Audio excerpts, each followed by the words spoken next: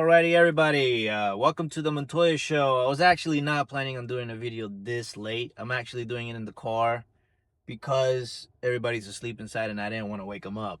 So, the topic of this video is going to be what is going on with the Fed, right? Like, is it deflation or is it inflation what they're really worried about? And what we know so far is that out of the 12 voting members, 3 voted to not move rates, right? Their reasoning of this was because tariff inflations, they can't, they can't say that the real problem is that there is no inflation. So they're just going to say tariff inflation and that's going to cause prices to go up.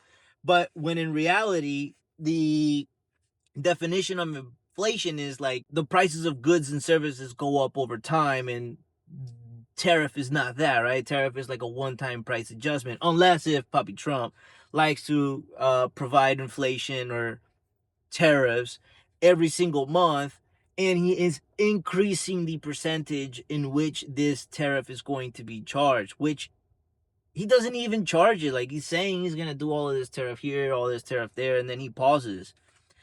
Sure, there are going to be some countries, there are going to be some individuals that are going to end up paying this at some point, but it's going to be a price adjustment and not inflation. So, this topic, anything like inflation, Fed, real estate, this is all we talk about in this show. If this is what you like, stay tuned. Please like and sub. And basically what this whole video that I'm making today is because I was driving around and I saw the price of gas just dramatically drop. I think I saw it yesterday at like $3 for the regular, and today I saw it for $2.79. And it's not like it was $2.79 on one gas station. It was like $2.79 on every other gas station. So I'm like, whoa, let me see what's going on. And I did some research, and let me tell you, this thing is getting like very fast, scary. All right, so this is going fast, right? And the Federal Reserve can only say so much because what they say will inflict pain and suffering, right? So when you have Jerome Powell, who's speaking in behalf of all the other voting members and non-voting members, and their I believe they have 12 voting members. They got 4 more that are not voting, which rotate with the 12, and then they have another 2 which are advisors. When he goes live and he talks about what he's gonna say, he's actually talking on behalf of all of them. They all get together, and they, instead of talking 12 people for 5 minutes or however they want to do it, they have one person speak. But what they cannot say is they cannot say that they see everything going to shit. They just can't. It'll cause panic. It'll cause people to run for the hills, and they will cause the big old R word, right? So like, what the hell is this R word? And it's not recession, it's redemption. Can you imagine once all these hedge funds they start redeeming their money? It's like the whole system will collapse. There just won't be enough liquidity, right? There's not enough dollars to make it whole.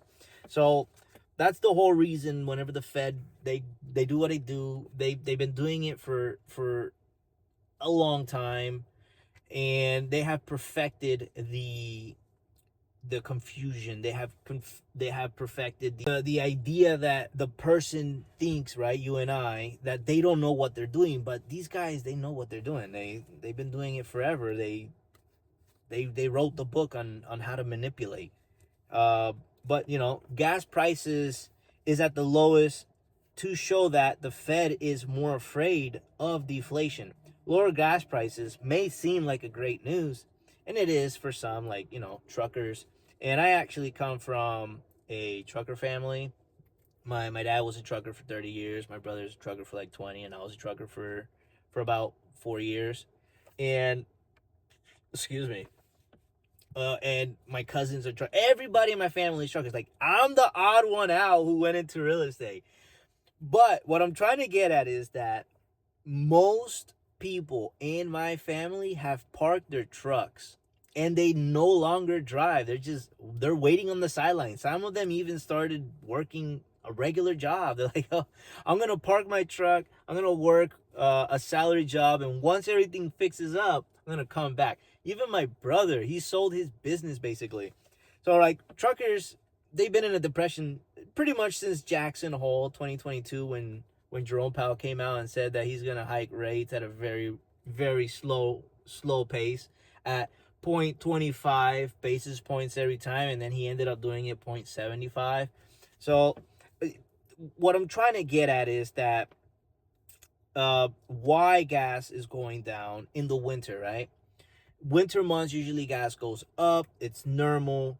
It's a seasonality thing, and gas prices are going down, which is in the winter, which is not normal. And it's all because of weaker demand. And it's not just weaker demand on people driving less, or like these airlines saying that they're in a recession because they're not selling enough tickets, they're not doing enough flights.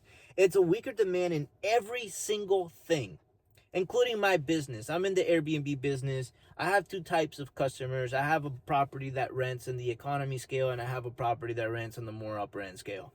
And what I am finding in my business is that those in the economy scales, they're really struggling. Like, they're actually asking for discounts, or they're negotiating more. That's usually not normal. And then on the other side of the world, my upper end real estate, they're paying, whatever I ask for, and they don't care. They just sign the check and hand it over. But that's basically the whole point of this video.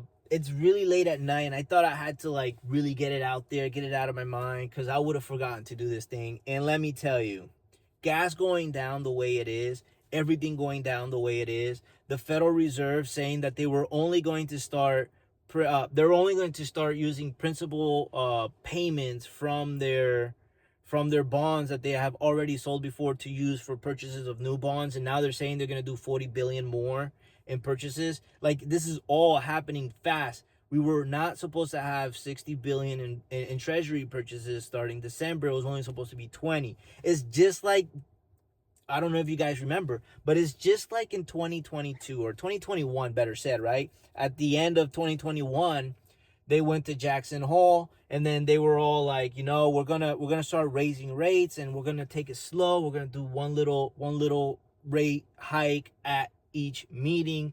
And then out of nowhere, they were like, boom, boom, boom, boom, boom, fast and furious, and we're all for family, right? Oh my Lord. So it's like, if you like this type of this type of topic, like, subscribe, comment. If I'm saying anything that you guys do not agree with, comment. I'm gonna read it. I'm gonna see like if I'm really like, oh, I missed something. Like, if I'm being like too one-sided or anything here, it's like the comment section is gonna be where you guys are gonna tell me, hey, put me in my spot or whatever. But anyway, deuces, and record.